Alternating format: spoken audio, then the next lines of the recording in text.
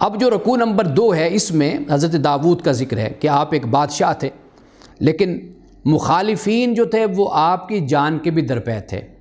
آپ بادشاہ تھے، طاقتور تھے، سب کچھ تھا۔ ہم پہلے اس بات کو پڑھ کر آئے۔ یہاں پر ایک دفعہ پھر اللہ سبحانہ و تعالیٰ نے حضرت داؤد علیہ السلام کا ذکر کیا، فرمایا اصبر علی ما یقولون، اے نبی صبر کرو ان باتوں پر جو یہ لوگ بناتے ہیں۔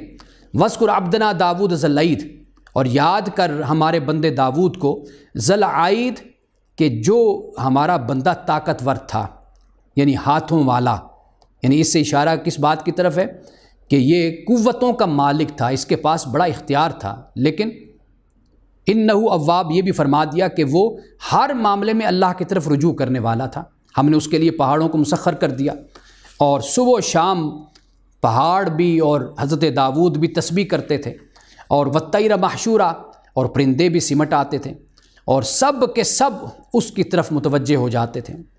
اور پھر ہم نے حضرت داؤد علیہ السلام کو سلطنت بھی عطا کی، حکمت بھی آپ کو عطا کی، اور یہ فرمایا کہ آپ کو ہم نے فیصلہ کن بات کہنے کی صلاحیت بھی اللہ تعالیٰ فرماتا ہے کہ ہم نے آپ کو عطا کی۔ اور پھر ایک دن ایسا ہوا، حضرت داؤد علیہ السلام کا جو محل تھا اس میں کوئی وقت ایسا نہیں ہوتا تھا کہ جب اللہ کا ذکر نہ ہو، اس کی حمد نہ ہو، تسبیح نہ ہو۔ آپ نے اپنے لیے بھی وقت مقرر کر رکھا ہوتا تھا۔ سارا دن اگر معاملات دنیا چلاتے تھے تو رات کو اللہ کو یاد کرتے تھے۔ تو آپ اپنے محل میں تھے، تو آپ دو شخص دیوار پھلانگ کر آپ کے گھر میں داخل ہوئے، اندر آ گئے، اور آ کر اب بجائے اس کے کہ دروازے سے آتے، دیوار پھلانگ کر اندر آئے اور کہنے لگے جی ہمارا ایک مسئلہ ہے، اس کو آپ حل کر دیجئے۔ اللہ کی طرف سے یہ بھی ایک آزمائش، ایک امتحان تھا حضرت داؤد علیہ السلام کے لیے۔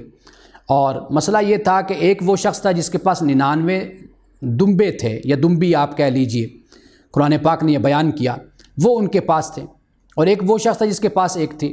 اب وہ جو 99 والا تھا اس نے اس پر لے لیا، اس پر قبضہ کر لیا۔ واضح بات ہے کہ اس کے پاس زیادہ وسائل ہیں۔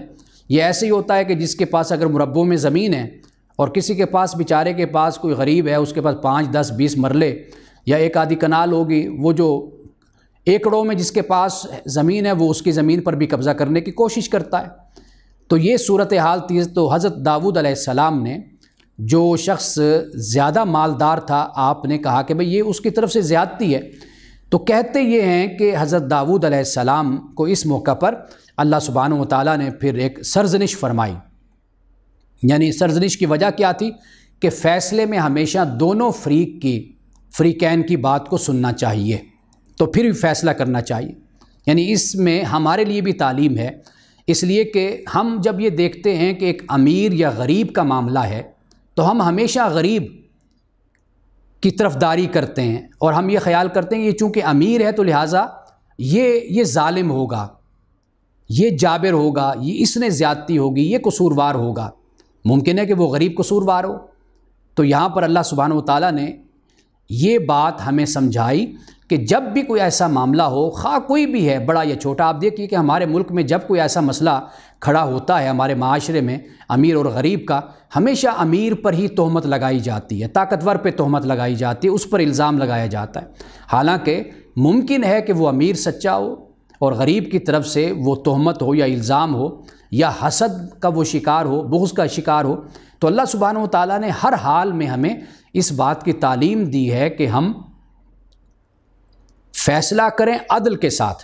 ایسا بھی ہو سکتا ہے کہ ایک شخص کے جس پر بڑی تہمتیں، بڑے الزام ہیں، ممکن ہے کہ اس نے 99 جرم کیے ہوں، لیکن اب جو جرم ہمارے پاس آیا یا عدالت میں آیا وہ اس میں سچا ہو، جھوٹا نہ ہو، تو ہم اس کے 99 یا اکثر اس کے جرائم دیکھ کر یہ جرم بھی ہم اس کے گلے میں ڈال دیں تو یہ بھی تو ناانصافی ہو جاتی ہے۔